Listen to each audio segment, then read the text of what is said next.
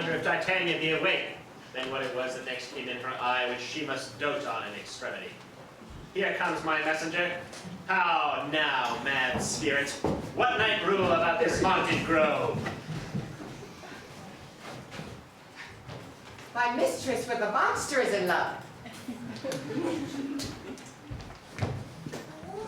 Near to her close and consecrated bower, while she was in her golden sleeping hour, a crew of patches, rude mechanicals that work for bread upon Athenian stalls, were met together to rehearse a play, intended for great Theseus' nuptial day, the shallowest thick-skin of that barren sort, who, Pyramus presented in their sport, forsook his seat and entered in a break. When I did him at this advantage take, an ass's null I fixed upon his head. Anon, Thisbe must be entering, and forth my mimic comes, and when they him spy as wild geese that the creeping fowler eye, or rutted paddock cocks, many in short rising, cawing at the guns report, sever themselves and madly sweep the sky. So at his sight away his fellows fly, and at our stamp here over and over one falls, he murderer cries and help from the Athenian calls. Their sense thus weak, lost with their fears thus strong, made senseless things begin to do them wrong. For briars and thorns of their apparel snatch, some sleeves, some hats, from yielders all things catch. I led them on in this distracted fear, and left sweet Pyramus, translated here, when in that moment, so it came to pass, Titania waked, and straightway loved an ass. This falls out better than I could devise. But hast thou yet latched the Athenian's eyes with the love juice as I did bid thee do? I took him sleeping. That is finished too. And the Athenian woman by his side. That when he waked, of course, it must be I. Stand close. This is the same Athenian. This is the woman. But not this man. Oh, why rebuke you him who loves you so? Lay breath so bitter on your bitter foe. Now I but chide, when I should use thee worse. For thou I fear hast given me cause to curse. If thou hast slain Lysander in his youth, beating our shoes in blood, plunge in the deep and kill me too. The sun was not so truant the day as he to me, would he have stolen away from sleeping Hermia? I'll believe as soon as whole earth may be bored, and that the moon may do sleep, and so displease her brother's noontide against the breeze. It cannot be that thou hast murdered him. Such a murderer, so dead, so grim. So should the murdered look, and so should I, pierced through the heart with your stern cruelty. Yet you, the murderer, look as bright, as clear as yonder Venus in her glimmer. What's this to my Lysander? Where is he? Good Demetrius, wilt thou give him me? I had rather give his carcass to my hounds. Thou dog out cur! Thou drivest me past the bounds of maiden's patience. Hast thou slain him then? Henceforth be never numbered among men. Oh, once tell true even for my sake. Whose thou wilt kill on him being awake, and hast thou killed him sleeping? Oh, brave touch, could not a worm, an adder, do so much? Adder did it, for with doubler tongue than I, thou serpent, never adder stung. You spend your passion on a misprized mood. I am not guilty of Lysander's blood. Or is he dead? Broad but I can tell. I pray thee, tell me then that he's well. And if I could, what should I get therefore? A privilege! Never to see me more! And from thy hated presence part I so. See me no more, whether he be dead or no!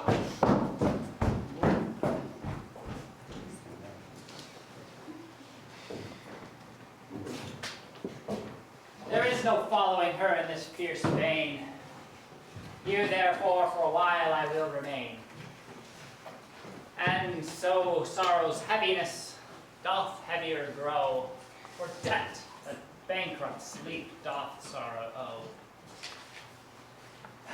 which in some slight measure it shall pay, if for his tender Here I make some stay.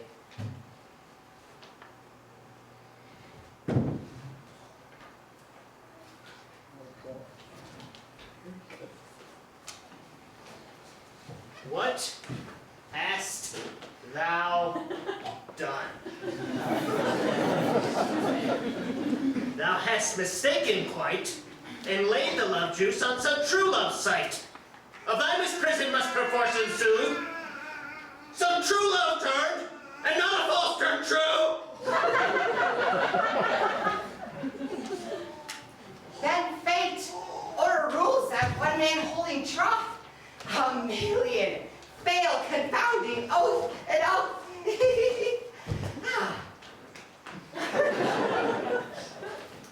About the wood goes swifter than the wind, and Helena Athens! Look now, find! All fancy sick she is, and pale and cheer, with sighs and love that cost the fresh blood dear. By some illusion see thou bring her here. I'll charm his eye, against she doth appear. I know. I know. Look how I go. Swifter than an arrow from Tartar's bow. Flower of this purple vine, hit with Cupid's archery, sink in apple of his eye. When his love he doth espy, let her shine as gloriously as the Venus of the sky. When thou wakest, if she be by, beg of her for remedy.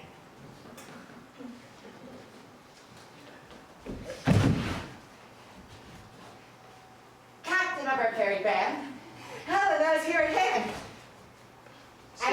Stand aside. The noise they make will cause Demetrius to wake.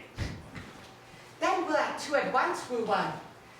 That must needs be sport alone, and those things do best please be that befall preposterously.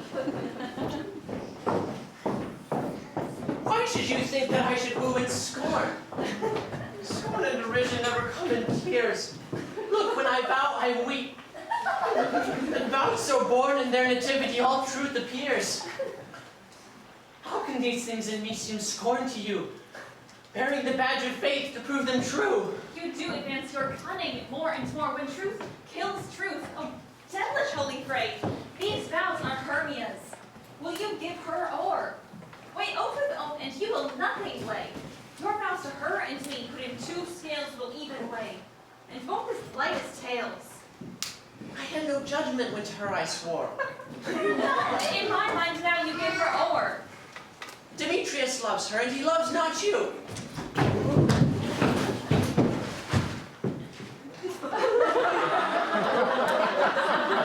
Oh, Helena! Goddess! Nymph! Perfect! Divine! To what, my love, shall I compare thine eye? Crystal is money. Oh, how ripened show thy lips, those kissing cherries tempting grow.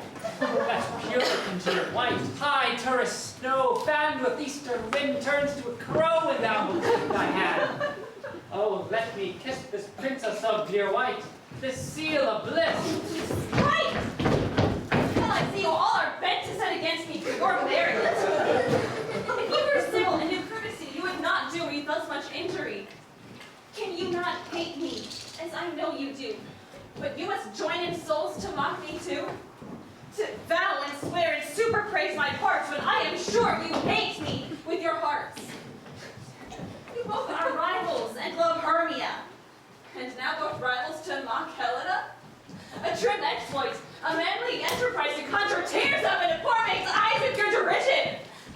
None of noble sort would so offend a virgin and extort a poor soul's patience to make you sport. You are unkind, Demetrius. Be not so. For you love Hermia. This you know I know. And here, with all goodwill, with all my heart, in Hermia's love, I yield you up my heart. And yours of Helena, to me bequeath, whom I do love, and will do till my death. Never did mockers waste more idle breath. Lysander. Keep thy Hermia. I will none. If e'er I loved her, all that love is gone. My heart to her but as guest-wise sojourned, and now to Helen at his home returned, there to remain. Helen, it is not so. This marriage not the fate thou dost not know, lest to thy peril thou will buy it dear. Look where thy love comes. Yonder is thy dear. Dark night, from the eye his fortune takes, the ear more quick of apprehension makes. Wherein it doth it pays the hearing double recompense. Thou art not mine eye, Lysander, found. Mine ear, I thank it, brought me to thy sound. But why unkindly didst thou leave me so? Why should he stay whom love doth press to go? What love could press Lysander from my side? Lysander's love. That would not let him bide. Fair Helena, who more yields than night, and all you fiery O's and eyes of light. Why seekest thou me? Could not this make thee know? The hate I bear thee made me leave thee so. You speak not as you think. It cannot be. Lo, she is one of this confederacy. Now I perceive she is they have conjoined all three to fashion this false sport in spite of me. Injurious Hermia, most ungrateful maid, have you conspired, have you with these contrived to bait me with this foul derision? Is all the counsel that we two have shared, the sisters' vows, the hours that we have spent when we have shed the hasty-footed time of parting us? How is it all forgot, all school days, friendship, childhood, innocence? We, Hermia, like two artificial gods, have with our needles created both one flower, both on one sampler, sitting on one cushion, both warbling of one song, both in one key, as if our hands, our sides, voices, and minds have been incorporate. So we grew together, went to a double cherry, seeming parted but yet in union and partition.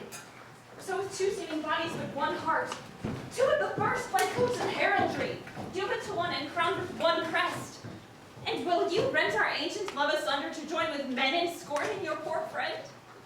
It is not friendly, it is not maidenly. Our sex as well as I may chide you for it, though I alone do feel the injury. I am amazed at your passionate words. I scorn you not. It seems that you scorn me. Have you not set Lysander, as in scorn, to follow me and to praise my eyes and face, and make your other love, Demetrius, who even but now did spurn me with his foot, to call me goddess, nymph, divine and rare, precious, celestial? Wherefore speaks he this to her he hates?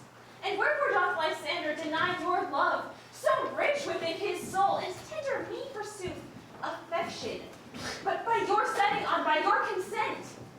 Would thought I be not so embraced as you, so hung upon with love, so fortunate, but miserable most to love unloved? This you should pity rather than despise. I understand not what you mean by this. I do, preserver, counterfeit sad looks, make mouths upon me when I turn my back, wink each at other, hold the sweet jest up. This sport, well carried, shall be chronicled. If you have any pity, grace, or manners, you would not make me such an argument. But fare you well. 'Tis partly my own fault, which death or absence soon shall remedy. Stay, gentle Helena, hear my excuse. My love, my life, my soul, fair Helena. We do not scorn her so. If she cannot entreat, I can compel. Thou canst compel no more than she entreat. Thy threats have no more strength than her weak prayers. Helen, I love thee. By my life I do. I swear by that which I will lose for thee. Proven false that says I love thee not. I say I love thee more than he can do. If thou say so, withdraw and prove it too. Come, quick! Lysander, where do you take all this? Away, you Ethiop. No doubt. He'll seem to break loose. Take on as you would follow, yet come not. Go! You are a tame man! Hang off, thou cat. Thou bird, vile thing, let loose or I will shake thee from me like a serpent. Why are you grown so rude? What change is this? Sweet love. Thy love? Ugh. Tawny tar, out. Out, loathed medicine, hated potion, hence. Do you not jest? Demetrius, I will keep my word with thee. I wish I had that bond, for I perceive a weak bond holds you. I'll not trust your word. What should I hurt her? Strike her? Kill her dead? Although I hate her, I'll not harm her so. What? Can you do me greater harm than hate? Hate me? Wherefore? Oh me, what news, my love? Not I, Hermia. Not you, Lysander. I am as fair now as I was erewhile. Since night you loved me. Yet since night you left me. Why then you left me? Oh, the gods forbid. In earnest shall I say? I me. And never did desire to see thee more. Therefore, be out of hope, of question, of doubt. Be certain nothing truer, 'tis no jest, that I do hate thee and love Helena. Oh, me. You juggler, you tiger blossom, you thief of love. What? Have you come by night and stolen my love's heart from him? Mind your face! Have you no modesty, no maiden shame, no touch of bashfulness? What will you tear impatient answers from my gentle tongue? Why, you counterfeit! You puppet, you! Puppet? Why so? Aye, that way goes the game. Now I perceive that you have made compare between our statures. You have merged her height with her personage, her tall personage, her height, forsooth, she hath prevailed with him. And are you grown so high in his esteem, because I am so dwarfish and so low? How low am I, thou painted maypole? Speak! How low am I? I am not yet so low but that my nails could break her to the hand! Are you going to mock me, gentlemen? Let her not hurt me. I was never cursed. I have no gift at all in truishness. I'm a right maid for my cowardice. Let her not strike me. You perhaps may think because she is something lower than myself that I can match her. Lower, hark again! With Hermia could not be so bitter with me. I never more did love you, Hermia. Did ever keep your counsels, never wronged you. Since that, in love unto Demetrius, I told him of yourself unto this wood. He followed you, for love I followed him. But he hath chid me hence, and framed me to strike me, to spurn me, nay, to kill me too. And now, so you will let me quiet go, to Athens will I bear my folly back, and follow you no further. Let me go. You see how simple and how fond I am. Why, get you gone! Who is it that hinders you? A foolish heart that I leave here behind. What with Lysander? With Demetrius! Be not afraid. She shall not harm thee, Helena. No, sir, she shall not. You take her part. Oh, when she's angry, she is keen and shrewd. She was a vixen when she went to school. And though she be but little, she is fierce. Little again! Nothing little! Why will you suffer and insult me thus? Let me conjure her! Get you gone! You dwarf! You minimus! A hindering not grasp me! You bee! You acorn! Are too officious on her behalf that scorned your services. Let her alone. Speak not of Helena. Take not her part. For if thou intendest never so little show of love to her, you shall by it. No, she holds me not. Now follow, if thou darest.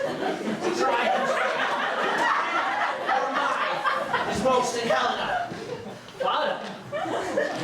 Hey, I'll go with thee.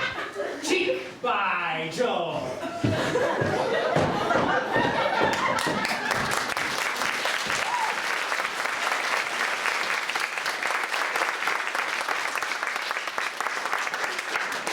You, mistress, all this coil is long with you.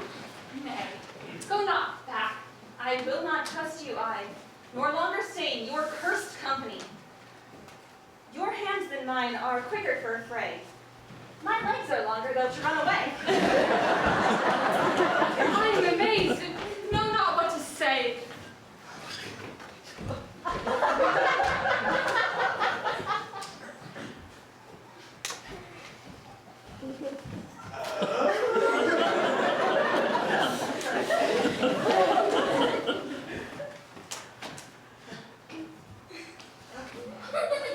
This is thy negligence.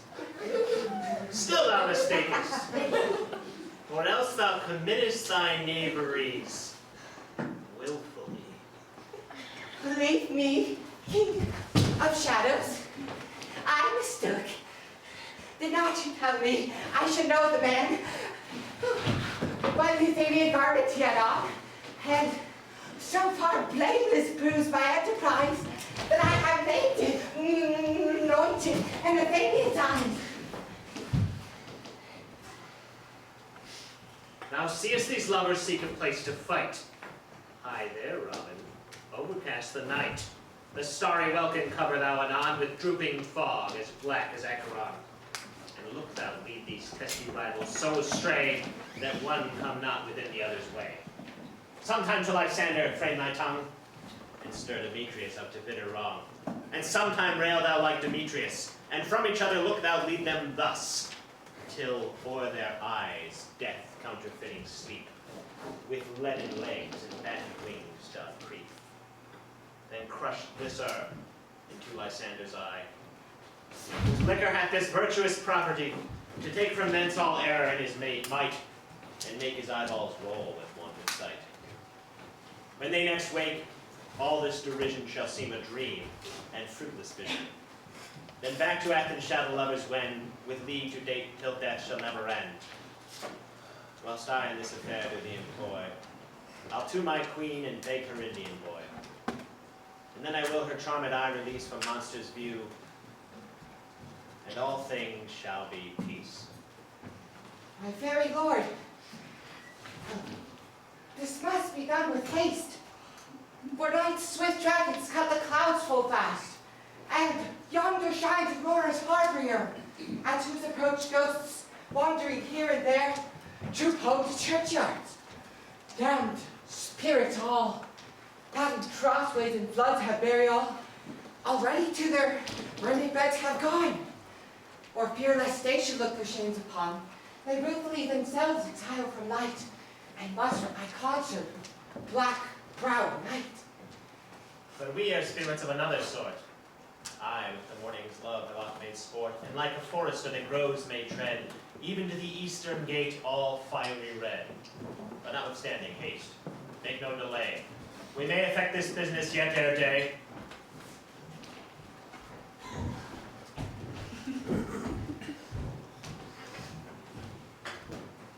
Up and down, up and down. I will lead them up and down. I feared field and town, goblin lead them up and down. Here comes one. Where art thou, proud Demetrius? Speak thou now! Here, villain, drawn and ready. Where art thou? I will be with thee straight. Follow me then, to play the ground. Lysander!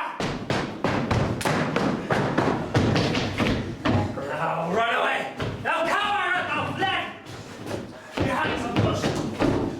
Where dost thou hide thy head? Thou coward, art thou bragging to the stars? Playing to bushes that the lookings for water will not come.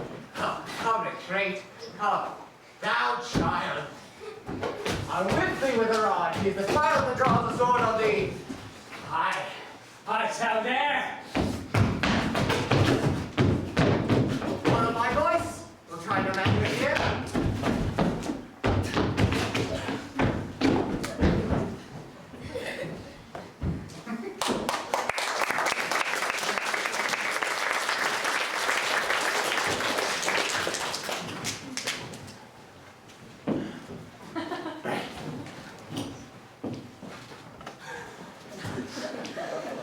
He goes before me and still dares me on. When I come where he calls, then he is gone. The villain is much lighter heeled than I followed fast, but faster he did fly. As fallen am I in dark, uneven way, and here will rest me. Come, thou gentle day, for if but once thou show me thy gray light, I'll find Demetrius and revenge the spite.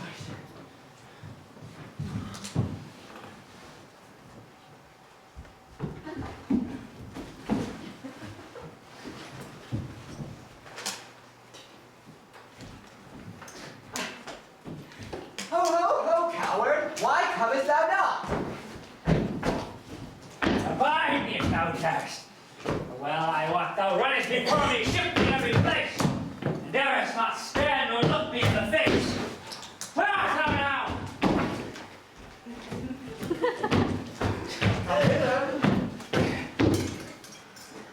I am here. Nay, and thou mockest me.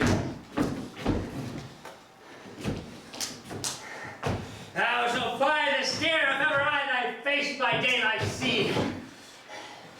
Now, go thy way. Faintness constraineth me to measure out thy length upon this cold bed. By days approach not to be visited. Oh, very nice. A long and tedious night abate thy hour. Shine comforts from the east that I may bring to Athens by daylight. These that my poor company detest. And sleep, and sometimes shuts up sorrow's eye. Steal me a while from mine own company.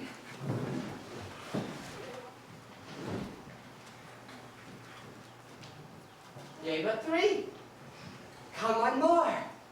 Two of both kinds makes up four. Here she comes, cursed and sad. Cupid is a knavish lad. That's to make poor females mad. Never so weary, never so woe, bedabbled with dew and torn with briars. I can no further crawl, no further go. My legs can keep no pace with my desires. Here will I rest me till the break of day. Heavens, shield Lysandra if they mean a fray.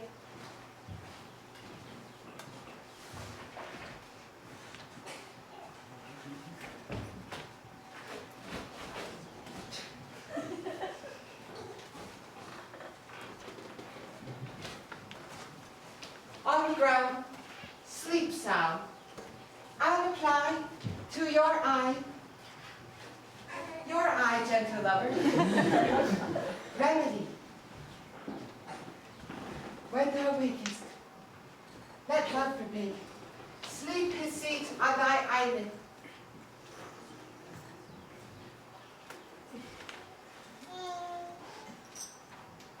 When thou wakest, thou takest true delight in the sight of the former lady's eye. And a country proverb known, that every man should take his own. In your waking shall thou be shown. Jack shall have chill, naught shall go ill. The man shall have his merit again, and all shall be well.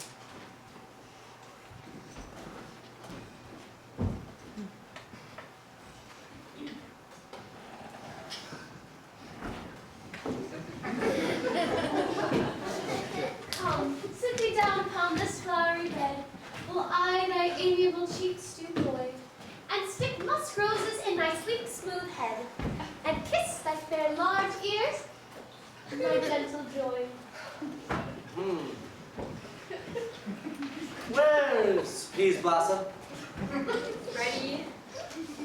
Scratch my head, Peas Blossom. Where's Monsieur Cobweb? Ready? Ah, good Monsieur Cobweb, get you your weapons in hand, and kill me a red-hipped humblebee on the top of a thistle. And, good Monsieur, bring me the honey bag. Fret not yourself too much in the action, to take care that the honey bag break not, for I would be loath to have you reform with honey bags. Good Signor. Where's Monsieur Mustard Seed? Ready. Give me your neef, Mustard Seed. What is your will? Nothing. Save to help Cavalry Cobb up to scratch. I must to the barber's. Methinks I am marvelous hairy about the face. And I am such a tender ass, if a hair do but tickle me, I must scratch. Well, here's some music, my sweet love. Well, I have a reasonable good ear in music. Let's have the tongues and the bones. Say, sweet love, what thou desirest to eat. Truly, a peck of provender. I could munch your good, dry oats. Methinks I have a great desire to a bottle of hay. Good hay, sweet hay, hath no fellow. I have a venturous fairy that shall seek the squirrel's hoard and fetch thee new nuts. have a handful or two of dried peas? But let none of your people disturb me. I have an exposition of sleep come upon me. Sleep well, and I will wind thee in my arms. Fairies, be gone, and be always away.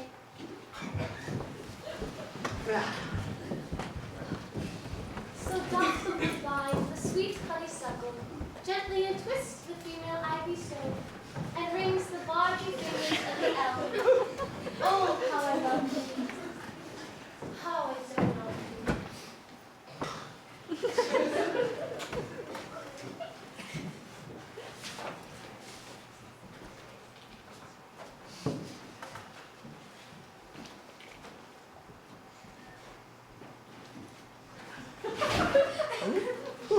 Welcome, good Robin.